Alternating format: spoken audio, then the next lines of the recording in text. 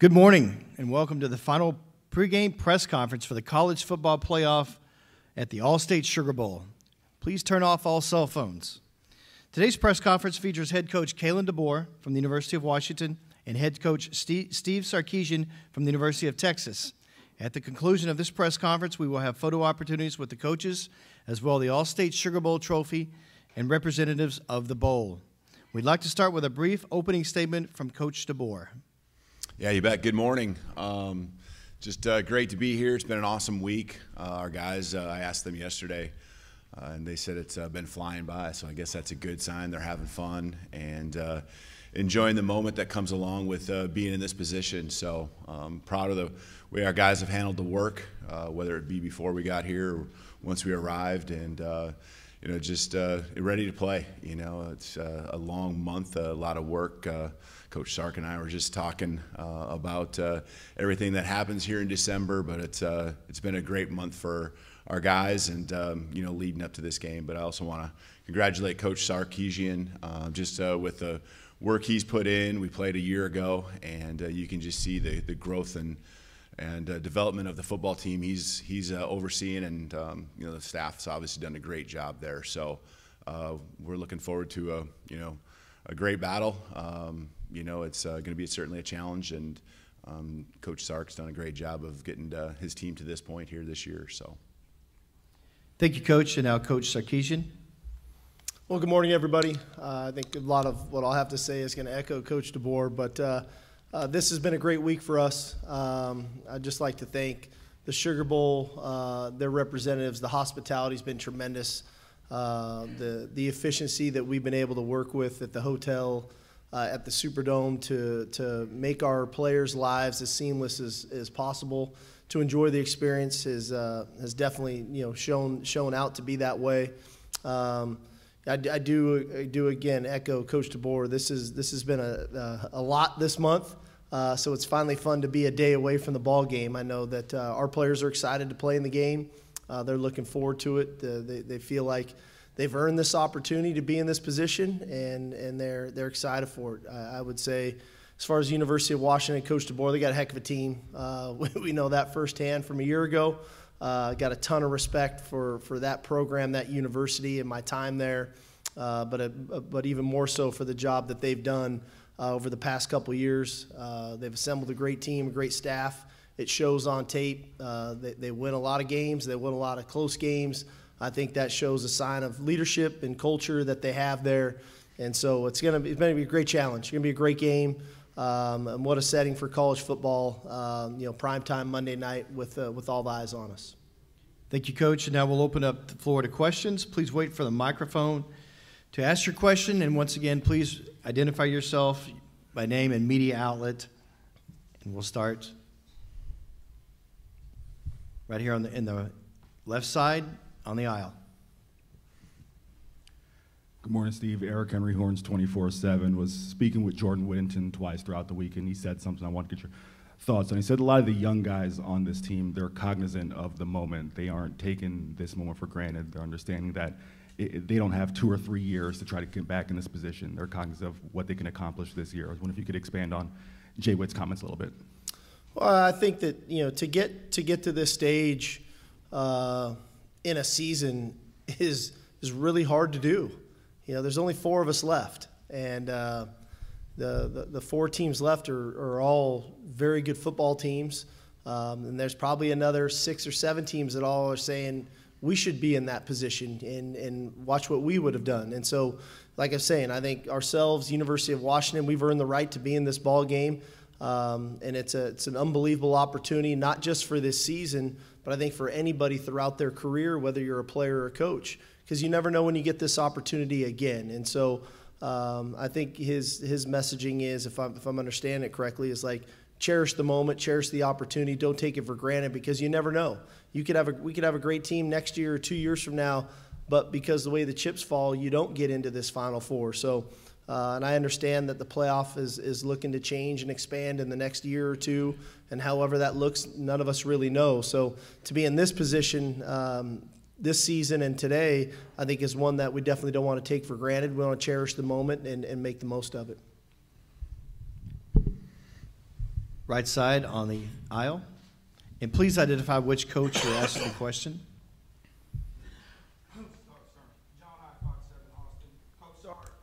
You talked about the guys getting really dialed in 24 hours before the game. What do you do to get dialed in? I relax. I don't, I get dialed in by being around our players, being around our coaches, finding my own rhythm, my own routine. But, I'm not the guy that wakes up at 4 in the morning and goes for a 10-mile run. I can promise you that. I just look at me. So I just kind of go with the flow, and that gets me dialed in when I find our own rhythm and I see our players in their rhythm and our coaching staff and everybody on board. That kind of gets me in the space of it's time to go. And we got a long way to go still. This 7:45 kick, there's a lot of time between now and then, and I think that's one thing that we need to be aware of is not trying to get too high too soon, right? You have to build for this, and so hopefully we're in the right frame of mind when that ball's kicked off. We'll go to the left side along the aisle. Yogi Roth, Pac-12 Network. Really for both of you, if we were to walk around your hotel tonight and talk to members of your staff, your players, and we were to ask them, hey, what's the philosophy of the program? What matters most around the program? What do you think they would say within both of your respective programs? Yeah, I think hopefully our guys would feel like it's a player-led program. It's one where the coaches give the direction and show the roadmap to success, and show what accountability looks like. Show provide opportunities where we can build family amongst and a brotherhood amongst our team. But that in the end, our program's brought to life because of the ownership that our guys have in how we do things and what we do. And that accountability isn't just coming from the coaches, that's from the players to each other. So I would hope that they would say player-led, that there's a culture of, family, accountable, toughness, and everything that we do, both on and off the field.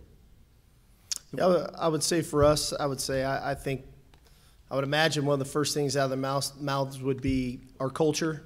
I know that because the players have put so much time and effort into our culture, I think that they take a lot of pride in that. So I would imagine that would be one of the first things out of their mouths. And I'd say the second thing would probably be the standard. They understand there's a standard to which we do things here on and off the field, in the classroom, in the community, whatever that is, that they hold each other to. And so those are probably two of the first things that would come out of the mouths of the majority of our players. We'll stay on the left side and along the aisle. Yeah, hi, Ashley Adamson, Pac-12 Network. Kalen, DeBoer, first of all, congratulations. I'm curious, it's watching your team, it seems to me that they thread this really delicate needle of being able to lock in and have this complete, intense focus and yet also play free and loose and with joy. I just wonder how you, I don't know if it's you cultivate a culture where you are playing with that freedom and that joy, but also being able to keep the pedal all the way down, and how rare is it? Yeah, I think it always comes down to communication, and we are very intentional, not just in season, but out of season when the work needs to be done. The guys always say the work is the work, and being able to flip the switch from having a great time in the locker room before you walk out on the football field for practice, and being able to flip that switch and go to work, and understanding that the preparation is what's going to lead to confidence and your success and production on game days. So I think that's a big piece of it, is just our guys, really, us communicating and talking about it, being intentional. And, the maturity of our football team, I think, also helps us maybe go above and beyond maybe most teams. They've put a lot into this. They've invested a lot of time. We have 9 sixth-year guys in the program that have poured a lot into this program. UW, even other 6-year guys that have maybe joined us, Michael Penix, for example. And so these guys, don't take anything for granted, much like the question that was asked earlier. They are certainly very, cognizant of the moment we're in. They've worked hard to get to this spot. They've made sacrifices to stick around another year and get to this Final Four and this opportunity to compete for a national championship. All right, we'll stay on the left side in the middle. Lindsay Plotkin, the Daily Texan. For Coach Sark, how have you been able to keep your players focused with such a long break after the Big 12 championship and this week being here in New Orleans? Yeah, I think a couple things that we've done over this month is try to compartmentalize the month. When we got out of the Big 12 championship game, I felt like we needed almost 2 full weeks to, one, recover. That was a long grind. That was a long season. It was a physical season. We had bumps and bruises just like every other team in the country. 2, we were heading into finals, and I wanted to make sure that our guys did a great job finishing up school with papers and taking their finals. And 3, I think they needed a little time away from us too. As players and coaches, when you go through that long of a season through August, sometimes getting away a little bit and then coming back together was important. So we did that for almost the first 2 weeks. We came back together and then had almost training camp-like practices or spring ball-type practices where it wasn't about game planning. It was just keeping our competitive juices flowing and going against one another good on good. And then we started to get into the game plan, and we started to give it to them kind of in small pieces to keep them hungry for more. And then we took a little bit of a break for Christmas, and everybody kind of went home to see their families. And then when we came back here, it was all into this was a business trip. But in the end, I want to make sure that our guys enjoyed their time here, and I appreciate the leadership on our team for what these guys are doing. 2 different times this week, I've kind of gone down by the player hospitality suite in the evening, and it almost feels like our entire team is in there together. And as a coach, that's what you're looking for. You're looking for that bond. You're looking for that connectivity with your team. We don't have a bunch of kind of lone wolves out there running around. Our team is sticking together. To me, like I said, I think that speaks to our culture, that these guys are focused on the task at hand and they're doing it together. We'll stay on the left side. Kirk Bowles from the Austin American Statesman. Steve, would you call Coach DeBoer a big trick play guy? And everybody knows you've thrown touchdown passes to your defensive tackles. Do you go back to Sioux Fall days to check out what he's running? Well, I'd call Coach DeBoer a good coach. I'd start with that. Excellent schemes, and they tax you a lot of ways, from the run game to the precision passing game to the play action pass, down the field shots to the trick plays. And I think that's a sign of a really good coach, that he's got versatility to their scheme, and they keep you on your toes. You have to defend all of that. And I think, like I said, I think that's a sign of a really good offensive football team. That's a sign of a really good coach, which Coach DeBoer is, and he has been throughout his career. And it definitely shows up with this team at Washington. They've got the scheme, and they've got the players to execute it. And I think, put those 2 things together, that's why they're a very dangerous team. We'll go to the right side, the far back. Chip Patterson, CBS Sports. This question is for both coaches.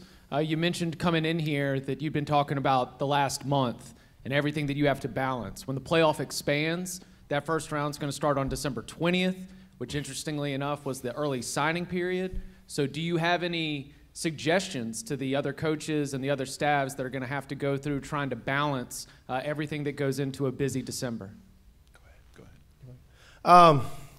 I don't know. This was really challenging, especially those first 2 weeks coming out of the conference championship games, which we obviously both played in. I'd have a hard time trying to imagine having to prepare for a playoff game and have signing date and talking to players on your own team about if they're thinking of going in the portal, trying to look at who's going in the portal from other schools, having other coaches that just got new jobs, trying to hire coaches off your staff. So that there's a lot in that month. And so I'm hopeful people that are a lot smarter than me can figure out a calendar that best suits what college football is today. I think the calendar that we had was very good for the original model, but that model has changed dramatically. Early signing period changed it.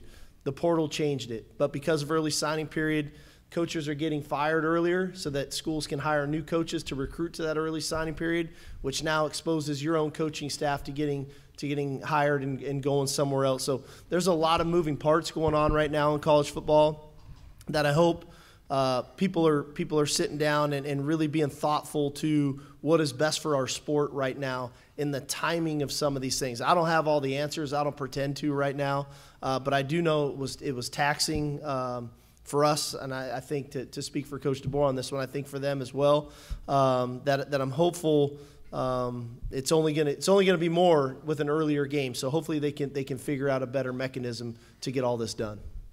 You saw how quick I was to push that question to Coach Sark, right? I thought some great explanation of kind of what we've been through as well in December here. And, I think, we're so in the moment right now with what our season is and the schedule is now. But I know thinking ahead and understanding that a year from now there will be another game added here in December earlier, you start thinking about those things. And just like Coach Sark said, I don't have the answers right now. Certainly, I think as coaches, we need to be open to working together here in the months ahead. To have input and come up with ways to try to always improve it. And I think it's, you always got to think that it's going to evolve, and having tweaks here and there every year. Because there isn't probably a perfect model. You just live and learn and try to continue to improve things. So, again, I don't have the answer either right now. It was a crazy month, especially the first probably 3 weeks. And, like Coach said, getting ready to play a game on December 20th, one that means something as far as going to working your way to a national championship, that seems pretty taxing, just thinking about that component and that possibility. All right, we'll stay on the right side along the aisle. Roger Wallace, KXAN TV Austin. Coach Sark, with this Washington team, what are some of the keys you need to see from your guys on both sides to combat what they do? Well, I think the first part, one thing that gets lost when you watch Washington, everybody wants to talk about Michael Penix, the receivers, and the high-flying, explosive plays and all that. This is a physical team. And so I think the level of physicality in which we play the game is important in this ball game. I think naturally they're a big play, explosive offense. How do we try to minimize those to the best of our ability? How do we on our end try to create some of those? This is a very opportunistic defense. They create turnovers, protecting the ball. The ball will be critical. And then knowing that having a month layoff, that our players can find their rhythm in the game as quickly as possible, having not played for about a month. Go with the left side. Mike Burrell, Seattle Times. For Kalen, I'm just curious, as you go into the game tomorrow and tonight, what your temperament is like. I mean, as you're getting ready for bed tonight or whatever it may be, I mean, are the butterflies starting to crop up, or are there nerves there? How would you describe as a coach who's going into a stage like this, what you're feeling in this moment? Yeah, I think, you're just trying to make sure that all the preparation for the guys tonight, and we'll have some meetings, this evening, this afternoon and evening, and a chance to get together as a team and I think there's always perspective, right? And I think that's what's helped our team, and I referred to the maturity that we have, but understanding what the keys are to the game and the things and what that looks like tomorrow with our schedule leading up to kickoff, and just them feeling confident that there's going to be nothing that's coming their way that they weren't alerted to. The preparation for the game has been ongoing for a couple weeks now, and so they're pretty well versed in what to expect and what our plan is. But I hope our guys, just like we've always talked, trust and believe in the preparation they've had. And yeah, there should be a few butterflies and just probably more of a excitement, to get to kickoff. I think having done this for so many years, you get to that first snap, that first play, and then you just kick into coach mode, player mode, and you're back to the doing what you've done for hundreds of games, and so obviously there's more at stake, which makes it, more exciting, and, all the pageantry around the game, certainly that doesn't fall on us and get lost there, but man, it comes down to playing the game when the kickoff happens, and, there's excitement around it, but our guys are going to, hopefully be in the mindset to just cut it loose and let it be, and trust and believe in who we are, and let the results take care of themselves. The back left side. Stand up so you guys can see me. Ralph Russo with the Associated Press. For both of you, unique paths here. When you look back on your careers, was there ever a point, maybe when you were riding buses in South Dakota, or you had a setback in your career like you did Sark, where you thought, this wouldn't be possible for me to be in this position? Maybe you looked at the playoff game and thought, I wonder if I'll ever be able to do that. Okay. Yeah. Hell yeah, I did. Jeez. I was out of work. I couldn't get an interview. Never mind a job. Never mind thinking about the college football playoffs. So, sure it did. And I think that's what makes part of this journey with this team this year probably so gratifying. Naturally you appreciate the commitment that these guys put forth and all of that. But when you take a moment to reflect, like I'm doing right now, you think back to that moment when you, like I said, you don't have a job, you can't get an interview, and you're just trying to get back into the profession. Never mind thinking about being here with an opportunity to go play for a national championship. So I think part of that puts things into perspective, in that you appreciate the opportunities that you get, you appreciate the people that you're around every day, and you try to pour into those people. And when you pour into them, sometimes you get results like this, and you get on teams like this, and you get to be part of special seasons like this. So very grateful and thankful for the opportunity here from the University of Texas, but also from the opportunity and appreciation for these players and the staff and the work that they've done to get us to this point. So it's fascinating to think, the journey that me personally, that I've been on to get to this point.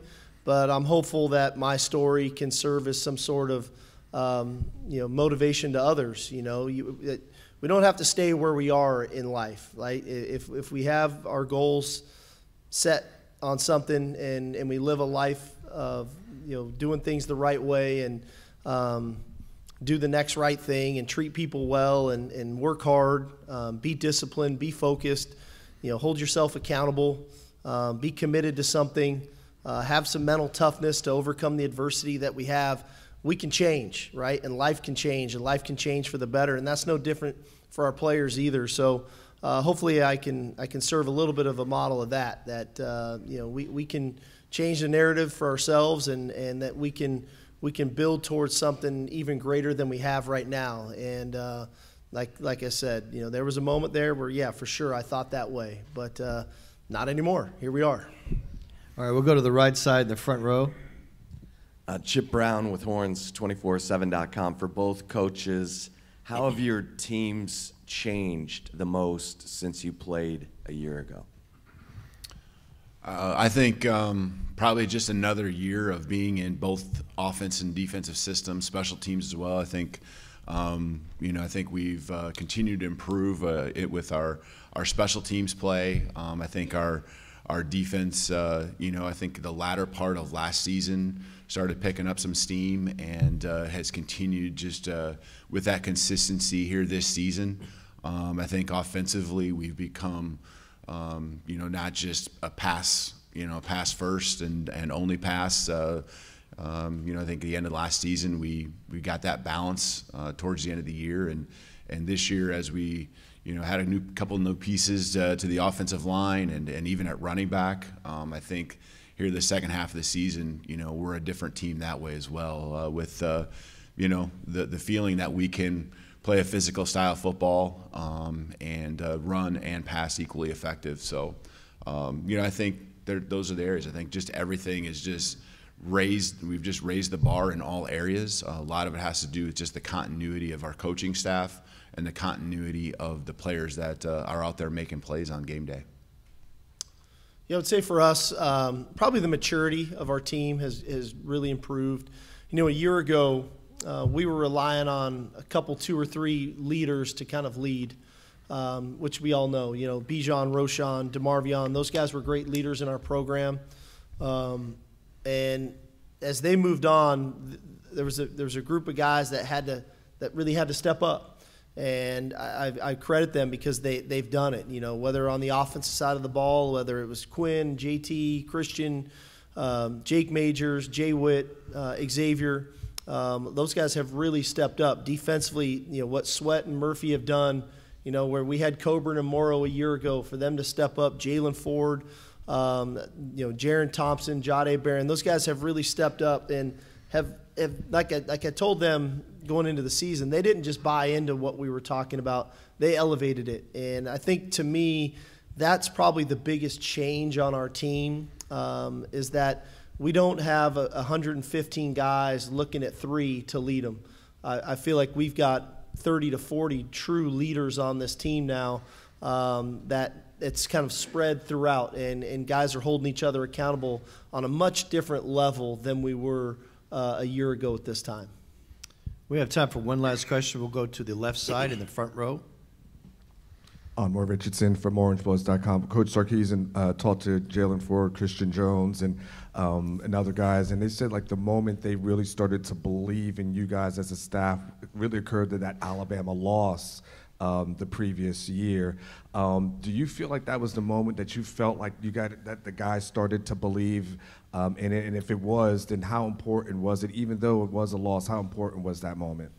Well, I think naturally, you know, in year one was a really difficult season, in that we were trying to turn the ship right in the right direction, and we lost a couple really tough games against good teams, and we were struggling to kind of get our footing back. And you end the season 5-7, you're wondering, is this the right path? As a player, as a coach, I felt great about what we were doing. I knew it was going to be a process. So when year 2 came and we had a great offseason, I felt like we had a really good roster, and we played Bama earlier in the year with a very talented team with Bryce Young and Will Anderson and that crew. To play them the way that we played them, I think for the players it was like an aha moment, in that everything Coach is talking about we actually are capable of. Now we have to put the final pieces together to really learn how to finish. And that was a whole process. That took a whole nother year to really get that done for us. But naturally now I think there is a level of belief in the fourth quarter of these games, when the games are tight, that we can find a way to win, that we're versatile enough to find a way to win in whatever phase, offense, defense, or special teams, to make that play in that critical moment. So I do think there's something to be said for playing those types of games early in the season, because it does give you gives you a sense of a little bit of a bar of where you're at, where you need to improve, and what another one of the best teams in the country looks like, and how you measured up against them early in the season. Thank you, coaches. At this time, we will set up for photos.